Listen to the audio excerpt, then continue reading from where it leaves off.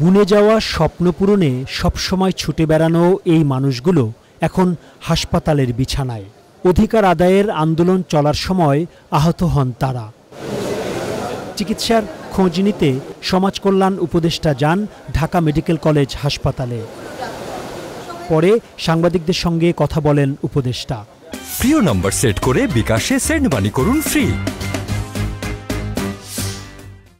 আমাদের বাচ্চারা যারা এই যুদ্ধ করলো, তাদের প্রতিষ্ঠা, তাদের পুনর্বাসন, তাদের সুস্বাস্থ্য আমাদের প্রধান দায়িত্ব।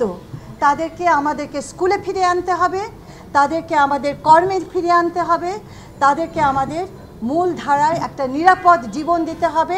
এইটুকু যদি আমরা না করতে পারি তাহলে আমরা অকৃতজ্ঞ একটি জাতি বলে আমি মনে করব। তারা তাদের জীবন দিয়ে দিয়েছে বলে আমি আজকে আপনাদের সামনে এই রূপে দাঁড়িয়ে আছি। আমার পক্ষে একটা মুহূর্তের জন্য সেটা ভোলা সম্ভব নয়। সমাজ কল্যাণ উপদেষ্টা জানিয়েছেন, আহতদের পুনর্বাসনে এরই মধ্যে নানা উদ্যোগ শুরু হয়েছে। আজকের থেকে শুরু হয়ে গেল তাদের পুনর্বাসনের কর্মকাণ্ড। প্রত্যেকটা হাসপাতাল থেকে রেজিস্টার্ড পেশেন্ট যারা আছেন তাদের লিস্ট আমরা নেওয়া শুরু করছি। আমরা ডেটাবেস তৈরি করব। সেই ডেটাবেস ধরে নাম, স্থান, যোগাযোগ ঠিকানা, আমরা একটা ডেমোগ্রাফিক ম্যাপ করব। সারা বাংলাদেশে যতগুলো হাসপাতাল আছে সমাজ কল্যাণ মন্ত্রণালয় তাদের প্রত্যেকের কাছে দ্বারস্থ হবে এই ডেটাবেসটা গ্রহণ করার জন্য।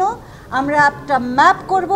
সেই ম্যাপের ভিতরে আমাদের প্রায়োরিটি সেট করব যাদের ইমিডিয়েটলি, এবং সেই প্রায়োরিটির ভিত্তিতে আমরা 1, 2, 3, 4 করে আমাদের অ্যাকশন প্ল্যান করব এবং আমরা কাজে নেমে যাব। এই কথাটা আমি আপনাদেরকে দিয়ে গেলাম। আমাদের এই পুনর্বাসনের কাজ শুরু হলো। তৃতীয় কথাটা যেটা আমি বলতে চাই, এই বাচ্চারা সুস্থ না থাকলে, এরা পুনর্বাসিত না হলে এই দেশ সুস্থ থাকবে না, আমরা কেউ সুস্থ থাকবো না। এটাতে কি আপনারা একমত? হ্যাঁ ডাক্তার সাহেবরা, আপনারা একমত না? এই বাচ্চাদের প্রতি আমাদের সর্বোপরি দায়িত্ব, এবং আজকে আমি সেই ঘোষণাটাও দিয়ে যাচ্ছি। সমাজ কল্যাণ মন্ত্রণালয়ের আওতায় যত প্রকল্প আছে, যত প্রোগ্রাম আছে, সেগুলোকে আমরা এই বাচ্চাদের উপরে ফোকাস করে আমরা এখন সাজাতে যাচ্ছি।